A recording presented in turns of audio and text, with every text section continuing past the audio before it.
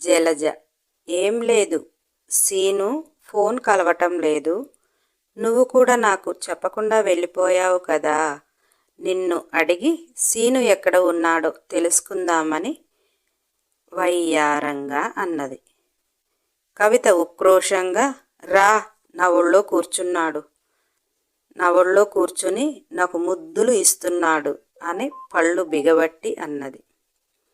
జలజ పకపక నవ్వుతూ మనసులో, సీను ఒళ్ళో నువ్వు కూర్చున్నా, నీ ఒళ్ళో శ్రీను కూర్చున్నా, అసలు నీ కంటికి ఎదురుగా శ్రీను ఉన్నా కానీ నా ఫోన్ అయినా ఎత్తుతావే నువ్వు, నీ సంగతి నాకు తెలిసే అనుకుని కవిత ఇంకా ఉడికించటానికి, సీను ఫోన్ చెయ్యి, 1 గంట తర్వాత కవితని డ్రాప్ చేసి నీతో ఏకాంతంగా మాట్లాడతాను అని మెసేజ్ పెట్టాడు. ఇప్పుడు ఫోన్ చేస్తే కలవటం లేదు, అందుకే నీకు ఫోన్ చేశా. అయినా సీను నాతో మాట్లాడకుండా ఉండలేస్తాడా? అతనే చేస్తాడులే, నాకెందుకు ఆరాటం. సరే ఉంటా కవిత అని దీరగించి పెట్టేసింది. కవిత ముఖం మాడిపోయిన పెంకలా పెట్టుకొని, నన్ను దింపాక ఏకాంతంగా మాట్లాడతానని మెసేజ్ పెట్టాడా? అమ్మో అమ్మో, ఇద్దరి మధ్య చాలానే నడుస్తుంది. కవిత, వీలైతే వాడిని వదిలి బతకటానికి ప్రయత్నించు, లేదా వాడిని దక్కించుకోవటానికి ప్రయత్నించు. ఏదో ఒకటి మాత్రం నువ్వు కాలేజీకి పోయే లోపల చెయ్యవే. నువ్వేమో వాడిని వదిలిపెట్టలేవు, వాడేమో నిన్ను తప్ప అందరినీ చూస్తాడు అని తెగ ఆలోచిస్తూ అప్పటి వరకు మురిపంగా మురిసిపోయి మురిపాలు అన్నీ నేలపాలు అయిపోయాయి. ఇప్పుడేమో సీను దక్కడేమో అని గుండెల్లో నుంచి దుఃఖం పొంగుకొని వస్తుంది. అలా కవిత బాధగా ఆలోచిస్తూ ఉంది. రాణి రిషితో రేపు ఫస్ట్ మీటింగ్ కదా, ఆ మీటింగ్లో నా మాటలు ఎలా ఉండాలి అంటే, 2 పార్టీలు కలిసి ఈ నియోజకవర్గ ప్రజలకు గత కొంతకాలంగా ఎంత మోసం చేస్తున్నారు బట్టబయలు చేసేలా ఉండాలి. ఆ మీటింగ్లోనే వాళ్ళ తప్పులు మనం ఇండైరెక్ట్గా అంటుంటే కూడా వాళ్ళకి అర్థమయ్యేలా ఉండి వాళ్ళు సర్దుకునే ప్రయత్నం చేయాలి. మనము గెలిస్తే ప్రజలకు ఏం చేస్తాము అనేది అబద్ధపు ప్రచారాలు కాక, ప్రభుత్వం నుంచి వచ్చినవి ప్రజల కోసం వినియోగించటానికి సారథులుగా మాత్రమే ఉంటాము అన్నట్టుగా ఉండాలి. మీరు రాసే స్క్రిప్టు మీ రాజకీయ అనుభవాన్ని రంగరిస్తే నా ఫస్ట్ మీటింగ్ సక్సెస్ఫుల్ అవుతుంది అని రాణి అంటుంటే, రిషి రాణితో, ఎమ్మెల్యేవి అంటే నాకు తెలుసు, ఎక్స్ పార్టీ నాకేమంత పెద్దగా తెలియదు కదా, ఎలా మరి నీకు స్క్రిప్ట్ రాసేది అన్నాడు. రాణి, సీనుకు ఫోన్ చేసి వాసుని రిషి అన్నకి ఫోన్ చేయమను. వాసు మాట్లాడే మాటలను బట్టి రేపు మన స్క్రిప్ట్ రెడీ అవుతుంది అంటుంటే సీను సరే మేడం అని పెట్టేశాడు.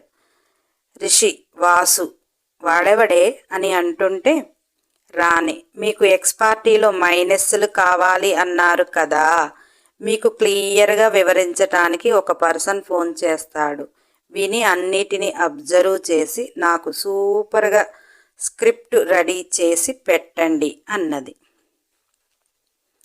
నేను ఫ్రెష్ అయి వస్తా అంటూ రిషి చెంపపై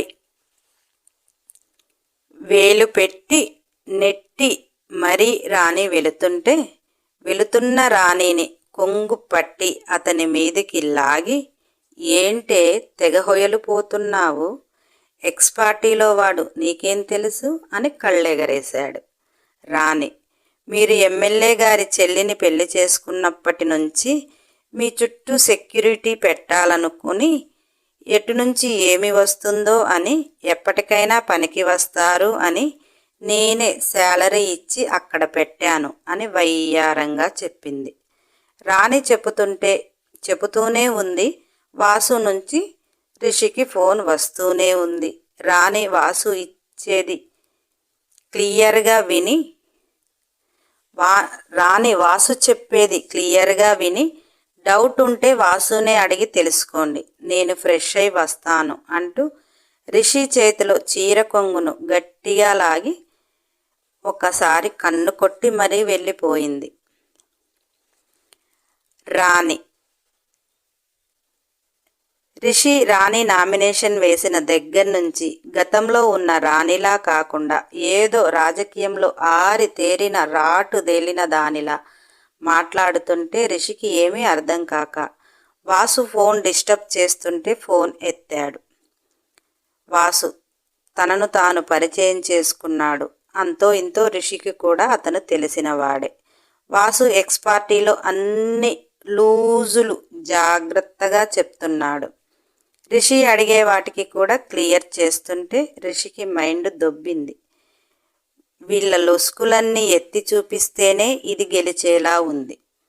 ప్రజలకు ఏదో చేస్తా అని ఇది చెప్పవసరం కూడా లేదు అనుకుంటా అని రిషి తెలివితేటలు మొత్తం రంగరించి, రాజకీయ అనుభవాన్ని రంగరించి, కుట్రలకు కృతంతాలకు తావు ఏమీ ఇవ్వకుండా వాళ్ళలో తప్పులను వాళ్లకు ఎత్తి చూపుతూ ప్రజలకు వాళ్ళు ఎంత అన్యాయం చేస్తున్నారో తెలిసేలా చక్కటి స్క్రిప్టుని రూపొందించటానికి అతని మైండ్ సిద్ధమైపోయింది. దీని ఫస్ట్ మీటింగ్ నేను రాసిన స్క్రిప్ట్ని భయపడకుండా అనర్గళంగా మాట్లాడింది అంటే దీని వాయిస్లో స్వీట్నెస్తో పాటు బేస్ యూస్ చేసుకుంటూ బాడీలో యాటిట్యూడ్ చూపిస్తూ తడబడకుండా మాట్లాడితే ఇది ఖచ్చితంగా ఎమ్మెల్యే అయిపోతుంది అని అంత పవర్ఫుల్గా, పకడ్బందీగా, నీతిగా, నిజాయితీగా రిషి స్క్రిప్ట్ సిద్ధం చేస్తున్నాడు. కానీ ఒక్క ఎమ్మెల్యే కులపు ఓట్ల కోసమే బాగా ఆలోచిస్తున్నాడు. రాణి స్నానం చేసి బాత్ టవల్తో బయటికి వచ్చింది. హెయిర్కి ఒక టవల్ చుట్టింది. రిషి రాయాలి అనుకుంటున్న స్క్రిప్ట్ని పక్కన పెట్టాడు. రాణిని అలా చూస్తా ఆగలేకపోయాడు. అసలే రాణికి అంతగా హెల్త్ బాలేదు అని ఈ మధ్య పాపని ఎక్కువ ఇబ్బంది పెట్టడం లేదు. రేపటి నుంచి ప్రచారాలకు తిరిగి అలసి సొలసిన పాపని అస్సలే ఇబ్బంది పెట్టలేడు కదా. అందుకే ఈరోజు ఎంత పెట్టాలో అంత పెట్టేయాలి అని రాణి అందాన్ని చూసి బాగా ఫిక్స్ అయిపోయాడు. రాణి రిషి చూపులు తెలిసి, అబ్బాయి గారు తేడా కొడుతున్నారు.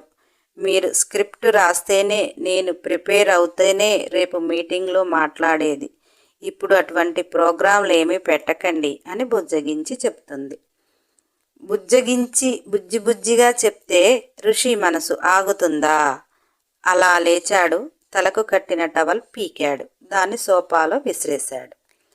రాణి హెయిర్ మొత్తం లూజ్ అయ్యి రెపరెపలాడుతుంటే ఫ్రెష్గా ఉన్న ఆమె మోము చూస్తూ మోకాలు పైకి ఉన్న బాత్ టవల్, తెల్లని పాదాలు, నల్లని కురులు నుంచి గమ్మత్తైన పరిమళం. అతని మనసు లాగకుండా ఉంటుందా? వెనక నుంచి రాణిని చుట్టేశాడు. హెయిర్ నుంచి షాంపూ పరిమళం, బాడీ నుంచి సోపు పరిమళం రిషిని బిక్కిరి చేసి తనలోని పౌరుషం మంచి జాతి గుర్రం ఎక్కి కూర్చుంది. రిషిలో వేడిని కనిపెట్టిన రాణి, బాబు వదలడు, రిషిని శాంతపరిస్తేనే రేపు మీటింగ్ కరెక్ట్గా రన్ అవుతుంది అని రాణి తనను తాను సిద్ధం చేసుకుంటుంది. రాణి మత్తుగా, గమ్మత్తుగా, కైపుగా రిషి వైపు తిరిగి, మనం ఈ సరసాల ఊయలలు ఊగుతూ ఉంటే మనం అనుకున్న పని నెరవేరదు బాబు అని మత్తుగా అన్నది. రిషి, ఈ పొందులోని తీయదనం మనసుకు హాయినిస్తుంది. నీలోని మకరందం నా మెదడుకు పదును పెడుతుంది. నాలోని పౌరుషం, పొగరు నీకు ఉత్తేజాన్నిస్తుంది. ఈ పొందు మనకు రసరమ్యమైన మెడిసిన్ ఇద్దరికీ దొరుకుతుంది. ఆ పవర్తో నీ తెలివితేటలు అమోఘంగా పనిచేస్తాయి.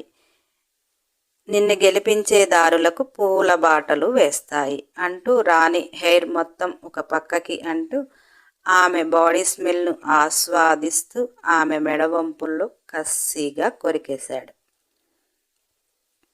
రాణి అబ్బా అంటూ రిషి చేసిన తీయని గాయాన్ని ప్రేమగా ఆస్వాదిస్తూ అతనికి ఆమె ప్రేమను చూపిస్తూ ఉంటే పొగరెక్కిన గుర్రం పరుగులు పెట్టకుండా ఆగుతుందా? రాణి కట్టిన బాత్ టవల్ బెల్టుపై చెయ్యి వేసి లాగబోతుంటే రిషి చేతులు పక్కకంటూ ఎమ్మెల్యే కులపు ఓట్లు మనకు రావటానికి ఒక ఐడియా ఉంది అన్నది రాణి. రిషి రాణిని బెడ్పై నెట్టి బాత్ టవల్ నుంచి కనిపించని ఆమె ఎద అందాలను కసిగా చూస్తూ ఆమెపై చేరి అక్కడ ఒక తీయని గాయాన్ని చేసి ఏంటి ఆ ఐడియా అని రాణి ముఖంలోకి చూశాడు. రాణి ఆ కులంలో ప్రెసిడెంట్ని పట్టుకుంటే పని మొత్తం అయిపోతుంది అన్నది. రిషి తన పని తాను చేస్తూనే వాడు డబ్బుకి అస్సలు లొంగడు అని పాపకు మత్తు పరిచయం చేస్తూ చెప్తున్నాడు. రాణి మత్తుగా డబ్బుకు లొంగడు, ఆడదానికి కూడా లొంగడంటారా, అది తెలుసుకున్నారా అన్నది. రిషి ఆడదాని పొందుకు లొంగని మగవాడు ఎవరూ ఉంటారు, కానీ వాడదొక టైప్ ఆఫ్ మనిషి. అంటే కనిపించిన ప్రతి ఆడది కావాలి అని కోరుకునేవాడు కాదు అంటూ వంటిపై ఉన్న ఒక్క టవల్ తీసేశాడు. రాణి తనువు ఎన్నిసార్లు చూసినా రిషి కళ్ళల్లో మెరుపులు, బాడీలో పొగరు, పౌరుషం ఏకదాటిగా ఏకమవుతాయి. ఆ మెరుపులలో నుంచి ఉరుములు బయటికి వస్తాయి.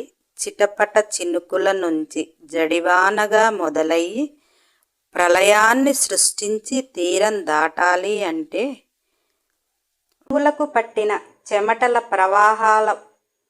ప్రవాహాలు పొంగుతూ పొర్లుతున్నాయి. అంత తీయగా, అంత ప్రేమగా, అంత మధురంగా, అంత ఇష్టంగా, ఒకరిలో ఒకరు, ఒకరి కోసం ఒకరు. ఆమె ప్రేమగా వడ్డించే విందు భోజనాన్ని రిషి పసందుగా ఆస్వాదిస్తూ ఆరాధిస్తూ ఆమె ప్రేమను పదే పదే ఆహ్వానిస్తూ సుఖతీరాలకు చేరి ఆనందాల అంచున విహరిస్తూ రిషి ప్రేమగా రాణి నుదిటిపై ముద్దు పెట్టి, ఇప్పుడు చెప్పు, ఏదో ఎంక్వైరీ చేసే ఉంటావు కదా అన్నాడు. రాణి రిషి మీసాలు లాగేస్తూ అతని పెదవులు సరిచేస్తూ, ఆ ఎమ్మెల్యే కులపు ఓట్లు, ఆ ప్రెసిడెంట్ నుంచి పని జరుగుతుంది.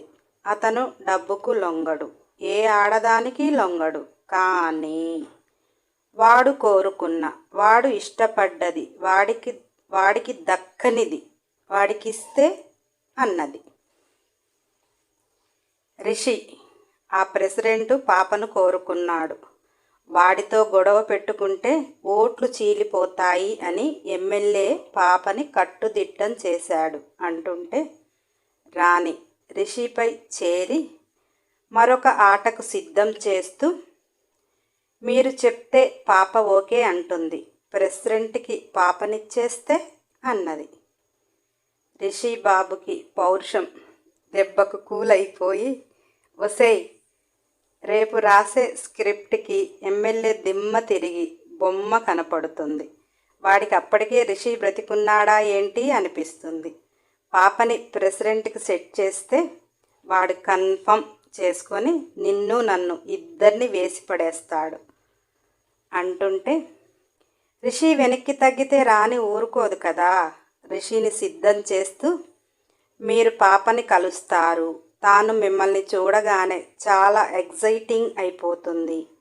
నెక్స్ట్ ఎలాగో ఎమ్మెల్యే ఓడిపోతాడు, ఆ కులపు ఓట్లు మన సైడ్ తిరిగాయి అంటే మనమే కదా. అప్పుడు పాపకి ఏం కావాలో, పాప తన లైఫ్ని ఎలా సెట్ చేసుకుంటుందో తన ఇష్టం అని చెప్పింది. మీరు కలిసి మాట్లాడి వచ్చాక నేను తనకు ఫోన్ చేసి హామీ ఇస్తాను అంటూ రాణి ఆవేశపడిపోతుంటే రాణిని పక్క మీదికి పడుకోబెట్టి రిషి రైడ్ చేస్తూ, ఇలా బాగానే ఉంటుంది, కానీ నేను పాపను కలిస్తే నన్ను కూడా ఇలా చేయకుండా వదిలిపెట్టదు, నీ ఇష్టం మరి అన్నాడు. రాణి మీరు ఇష్టపడి వెళ్తే నేను తప్పు పట్టను, కానీ మీరు వెళ్ళరు అని నాకు తెలుసు. మీరు ఎలా తప్పించుకొని వస్తారో నాకు తెలుసు కదా. అయినా జరిగేదే అనుకో, వచ్చినాక నలుగు పెట్టి స్నానం చేపిస్తాలేండి అన్నది. రిషి కోపంగా రాణికి చుక్కలు చూపించాడు. రాణికి రిషి కోపం అర్థమవుతుంది. నవ్వుతూ, మీ తెలివితేటలు చూస్తా కదా, చాలా కష్టపడిపోయారు, వెళ్ళి స్క్రిప్ట్ రాయండి అని నెట్టేస్తుంటే రిషి తప్పక లేచాడు. ఎందుకంటే స్క్రిప్ట్ రెడీ చేయాలి. మైండ్ ఫ్రెష్ అయింది. ఎమ్మెల్యే కులపు ఓట్లు కూడా ఎలా పట్టేయాలో ప్లాన్ సిద్ధం చేసుకున్నాడు. ఇక రేపు రాణికి మంచి స్క్రిప్ట్ రాసిస్తే చాలు అని వాష్రూమ్లోకి వెళ్ళి ఫ్రెష్ అయ్యి తన పనిలో తాను మునిగాడు. సీను సాయంత్రం రాణి ఇంటికి వచ్చాడు. రత్నంని మేడం అన్నా ఏరి అంటే, రత్నం, రేపేదో మీటింగ్ అట కదా బాబు, దానికోసం రూమ్లోనే ఉన్నారు. నైట్ భోజనం కూడా రూమ్కే తెమ్మన్నారు, పిలవనా అని అంటే, శ్రీను, వద్దు వద్దు, నేను కవితను కలవటానికి వచ్చాను. రేపటి నుంచి మేడాన్ని చాలా జాగ్రత్తగా చూసుకోవాలి. తన వాయిస్, తన హెల్త్ గురించి కవితను ప్రిపేర్ చేయాలి, అందుకే వచ్చాను అంటుంటే, రత్నం, నేను కూడా రానమ్మతో 24 గంటలు ఉంటాను కదా బాబు, నేను చూసుకుంటాలే అన్నది. శ్రీను నవ్వుతూ, నువ్వు వ్యాన్ దిగవు కదా, నువ్వన్నీ వ్యాన్లో రెడీ చేస్తే నేను ప్రతిదీ చూసుకుంటూ కవితకి అందించాలి. కవిత మేడానికి అందిస్తుంది, అందుకనే అన్నాడు. రత్నం, సరే బాబు, ఆ గదిలో ఉంది అని వెళ్ళమన్నది. ఇంటికి వచ్చాక రత్నం పెడితే ఫుల్గా తినేసి సీనుని పిచ్చి పిచ్చిగా తిట్టేసుకొని నిద్రపోయింది కవిత. కవిత ఎప్పుడు ఒకతే పడుకుంటుంది కనుక, ఎవరి దగ్గర పడుకునే అలవాటు లేదు కనుక, తన ఇష్టానికి పడుకునే అలవాటు ఉంది కనుక, ఎవరైనా ఇంట్లో మగవాళ్ళు తన రూమ్కి వస్తారు అంటే నైటీ కింద లెగ్గిన్ వేసుకుంటుంది. తన పరిస్థితి తానుకు తెలుసు. హాస్టల్లో కూడా నైటీ కింద లెగ్గిన్ వేసుకొని పడుకుంటుంది. ఇక్కడ ఎవరూ రారు కదా అని ఒక నైటీ తగిలించుకొని బజ్జుందేమో. మంచి నిద్రలో పిచ్చి పిచ్చిగా నైటీ మోకాలు పైకి చెదిరి పడుకునేటప్పుడు సీనుతో తలుపులతో పడుకుంది కదా. దిండుని గట్టిగా హగ్ చేసుకుంది. పిల్లోలో ఫేస్ని దాచిపెట్టింది, కానీ తన పాదాల అందాలు దాచుకోలేకపోయింది. శ్రీను లోనికి వెళ్ళి కవిత పడుకున్న వాలకాన్ని చూసి గొంతు తడారిపోయింది. గుండె వేగంగా కొట్టుకుంటుంది. మనసు చూడొద్దు, కళ్ళు మూసేయి అని అంటుంటే, కళ్ళు అందాలని చూడకుండా ఎలా ఉంటాము అని గోల పెడుతుంటే సీను గట్టిగా చెయ్యి పిరికిళ్ళు బిగించి కళ్ళని కష్టంగా మూశాడు. ఆ రూమ్లో నుంచి బయటికి వచ్చేద్దాము అనుకుని వెనుతిరిగాడు. ఇప్పుడు వెళ్ళి రత్నాన్ని పిలిస్తే, ఆమె వచ్చి ఇలా చూస్తే, నేను కవితని ఇలా చూశాను అని అర్థమైతే అని తనకు తాను సముదాయించుకొని మెల్లిగా ఆమె కేసి చూడవద్దు అనుకుంటూ ఎంత సర్ది చెప్పుకున్నా కళ్ళు మాత్రం అందాలని చూడని మా జన్మను వ్యర్థం చేస్తావా అంటూ గోల చేస్తుంటే చూసి చూడక దొంగ చూపులు చూస్తూ మనసులో, ఒరే సీను, ఇంతకుముందు తమరు ప్రేమించిన అమ్మాయిని అలా చూసి ఈ పరిస్థితికి వచ్చావు. ఒకసారంటే ఏదో పొరపాటు జరిగింది అని బుద్ధి రావద్దా నీకు? ఆడదాని శరీరంలో 66 భాగాలు మగవాణ్ణి ఆహ్వానిస్తూనే ఉంటాయి. కంట్రోల్ తప్పావు అంటే కథం చేస్తారు. బీ కేర్ఫుల్ అని మనసు చెప్తుంటే కళ్ళు, బాడీ, నీ మాట వినలేము సీను, మా పని మమ్మల్ని చేసుకోనివ్వు అని బుజ్జగిస్తున్నాయి. శ్రీను, బాబోయ్, ఈ యుద్ధం నేను చెయ్యలేను అని సోఫాలో టవలుంటే కవిత మీదికి గట్టిగా విసిరాడు. కవిత మత్తుగా మేలుకుంటూ మెల్లిగా లేచి కూర్చుంది. టవలు చూసి ఎవరు వేశారు అని రూమ్లో ఆమె కళ్ళు వెతకగా కిటికీలో నుంచి బయటికి అటు తిరిగి ఎటో చూస్తున్న సీనుని చూసి, తాను ఉన్న పొజిషన్ చూసి కవిత సర్దుకుని మనసుకు సంతోషం, నన్ను సీను ఇలా చూశాడు అని, నా సీనుయే కదా చూడాల్సింది అని ఆ మాట తలపులోకి రాగానే సిగ్గుతో ఆమె గుండె సరి పెరిగిపోయింది. మెల్లిగా లేచి నిల్చొని ఆ వాలిన కనుల పైకి లేపి ఓరగా సీనును చూసి, ఇలా వెళ్ళి వెనక నుంచి గట్టిగా హగ్ చేసుకోవే అని మనసు గోల పెడుతుంటే, అప్పుడు కానీ నా 2 చెంపలు పగలగొట్టడు అని మైండ్ చెబుతుంది. ఈ సంఘర్షణలో బుగ్గలని కెంపులుగా చేసుకొని సీనును చూస్తుంది. సీను కవిత మేలుకుంది అని అప్పటి వరకు అటు తిరిగి ఇది ఎందుకు అంటే తన బాడీని తన కంట్రోల్లో పెట్టుకుంటున్నాడు. కవిత లేచింది అని తెలిసి ఇటు తిరిగి ఏ భావము చూపించక, కవిత ఇలా సోఫాలో కూర్చో అని గంభీరంగా అన్నాడు. కవిత మనసులో, అదేంటి, నన్ను అలా చూస్తే రొమాంటిక్గా పిలవాలి కానీ, లేదా తడబడుతూ పిలవాలి కానీ, అంత కోపంగా పిలుస్తున్నాడు. చచ్చినోడికి మొత్తం చూపించిన ప్రవరాక్యుల్లా బిగుసుకొని పోయి ఉంటాడేమో. కవితమ్మ, ఎందుకే వాడిని ప్రేమించావు? అందులో అలా మూగగా ప్రేమించటం చాలా తప్పు కదా బంగారం. ఇద్దరూ ఒకరికొకరు ప్రేమించుకుంటే అందంగా అద్భుతంగా ఉంటుంది. అలా ఒకరికొకరు ప్రేమించుకుంటే సీనుకు ఇలా ఏకాంతంగా నువ్వు దొరికితే ముద్దుల వర్షం కురిపించేవాడు. ఆహా! ఆ ఊహ రాగానే కవిత ఒళ్ళు జల్లున అన్నది. ఆ జల్లుమన్న ప్లేస్లోనే కోపం కూడా మొదలైంది. కోపం ఎందుకంటే అలా చూసి కూడా సీరియస్గా మాట్లాడుతున్నాడు అని.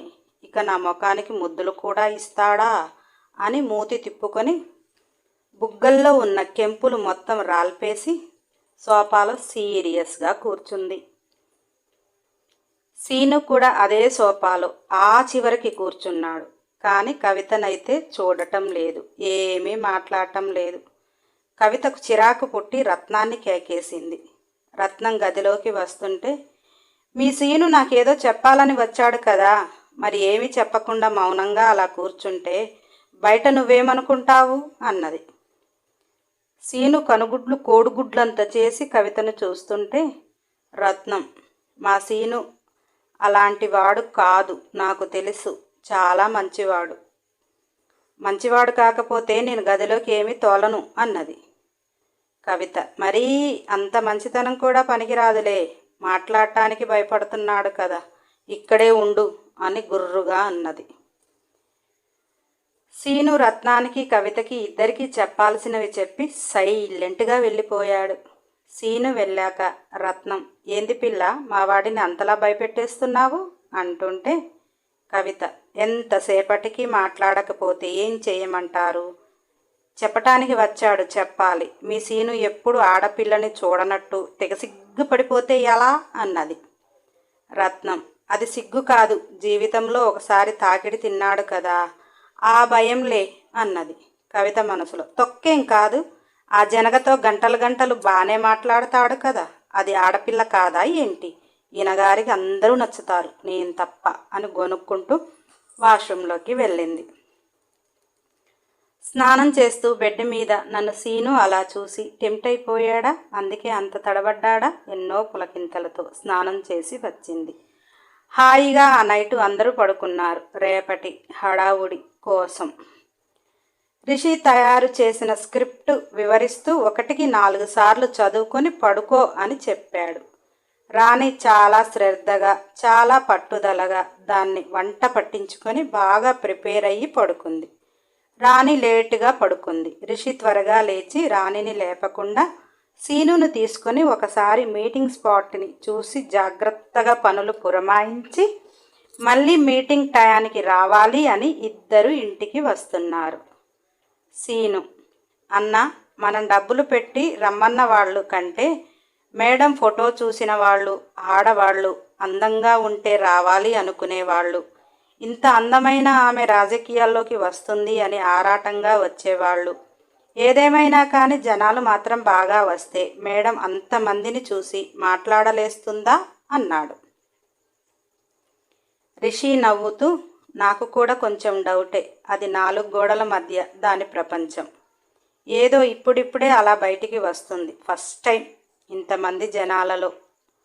నేను దాని పక్కన ఉంటే భయపడదు, అందుకే నన్ను ఇలా మార్చేసింది అని ఇద్దరూ నవ్వుకుంటూ ఇంటికి చేరారు. రాణిని చూసిన రిషికైతే మెంటలెక్కినంత పని అయింది. అసలు ఎంత హుందాగా, ఎంత డిగ్నిటీగా మోము పాలు కారినట్టు ఉన్న పెద్ద తరహాల గద్వాల్ చీర, చాలా సింపుల్గా వీనెక్ బ్లౌజు, ఎల్బో హ్యాండ్స్, మోడ్రన్గా ఆమె పెద్ద జుట్టుని ముడిలా పెట్టింది. అసలు రాణి అలంకరణ చూస్తే ఎవరికైనా చేతులెత్తి దండం పెట్టాలి అనిపిస్తుంది. ప్లస్ అలంకరణ ఆమె అందము మనసుని పిచ్చివాడిని కూడా చేస్తుంది, పిచ్చి లేపుతుంది. రోజూ చూస్తున్న రిషికే మెంటలు ఎక్కుతుంది. చూడడానికి నిండుగా ఉంది, చూపు తిప్పుకోలేక ఉంది. రిషి రాణిని చూస్తూ, నువ్వు నోరు తెరిచి ఓట్లు అడగవలసిన అవసరం లేదే, నిన్ను చూసేవాళ్ళు సొంగ కారుస్తూ గుద్దేస్తారు. మగవాళ్ళు, ఆడవాళ్ళు నీ కట్టు బొట్టు చూసి వెనక ముందు ఆలోచించరు అంటూ నవ్వుతూ వాష్రూంలోకి వెళ్ళాడు. రిషికి కూడా మంచి కాస్ట్లీ కుర్తీ, ఒక జీన్స్ ప్యాంటు ఒకటి పెట్టింది. రిషి బయటికి వచ్చి డ్రెస్ వేసుకుంటుంటే, రాణి, మిమ్మల్ని బయట ఎవరు గుర్తుపట్టలేదు కదా అన్నది. రిషి, నెల రోజుల నుంచి నన్ను 5 కేజీల వెయిట్ పెంచేశావు, ఏ రోజన్నా గడ్డం అనేది లేని నాకు అంటూ గడ్డం సర్దుకుంటూ సాధువుని చేసేశావు.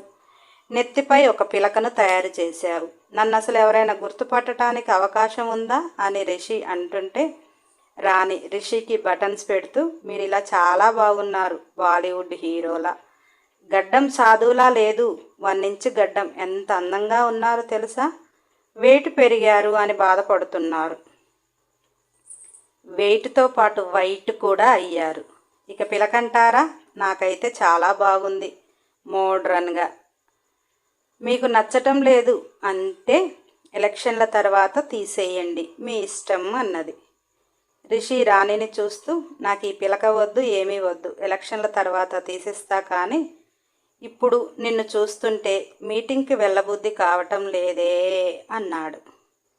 రాణి, సిగ్గు లేకపోతే సరి, నెల రోజుల నుంచి ఇంట్లోనే ఉంటున్నారు, మీరేదో పస్తులు ఉన్నట్టు అని రాణి అంటుంటే, రిషి, ఎక్కడమ్మా, ఒక 15 రోజులు మీరు బెడ్ పైనే ఉన్నారు, తర్వాత ఈ హడావుడి సరిపోతుంది, నీతో అంత తీరిగ్గా ఎక్కడ ఉన్నాను అని గారాల పోయాడు. రాణి, మనం ఒకరికి ఒకరం ఉడికిపోతూ తీయగా ముందు జీవితాన్ని సాగిద్దాంలే, ఇప్పుడైతే మనం అనుకున్నది జరగని అంటూ ఇద్దరు మెట్లు దిగి వస్తుంటే, రత్నానికైతే వాళ్ళిద్దరినీ అలా చూస్తుంటే, అసలు ఎంత గొప్పింటి బిడ్డలు వీళ్ళిద్దరూ, ఇక్కడ ఉండవలసిన వాళ్ళు కాదు అనిపించి మొటికలు విరిచింది. కవిత కూడా శారీ కట్టి మోడ్రన్గా తయారైంది. రాణి హుందాగా తయారైంది. ఆమె పక్కన అందమైన అమ్మాయి కావాలి, అందుకని కవితని చాలా మోడ్రన్గా రెడీ అవ్వమని శారీ ఇచ్చింది. కవిత ఇప్పటి వరకు చీరలు కట్టలేదేమో, లేలేత ప్రాయం ఒంటి మీద ఉన్నదేమో. అసలు ఆ చీరలో ఎంత అద్భుతంగా ఉంది అంటే రిషి మెట్లు దిగటం ఆగి ఒక్కసారిగా ఆశ్చర్యంగా చూశాడు. రాణి వెనుకకు తిరిగి రిషిని చూస్తూ, నా పక్కన ఉండే అమ్మాయి ఆ మాత్రం ఉండాలి కదా అన్నది. రిషి రాణిని చేరి, ఆ లుక్తో నువ్వెంత అందంగా ఉంటావే అన్నాడు. రాణి మెల్లిగా, అలా మీకు బెడ్రూమ్లో కనిపిస్తాలే అని సెటైర్ వేసింది. సీను రెడీ అయ్యి వచ్చాడు. కవితను చూసి అతనికి లోపల అడుగు పడతలేదు. రిషిని రాణిని చూసి ఏదో అద్భుతాన్ని చూసినట్టు అనిపిస్తుంది. హాయ్ బంగారాలు, నెక్స్ట్ ఎపిసోడ్ కోసం సబ్స్క్రైబ్ చేయండి.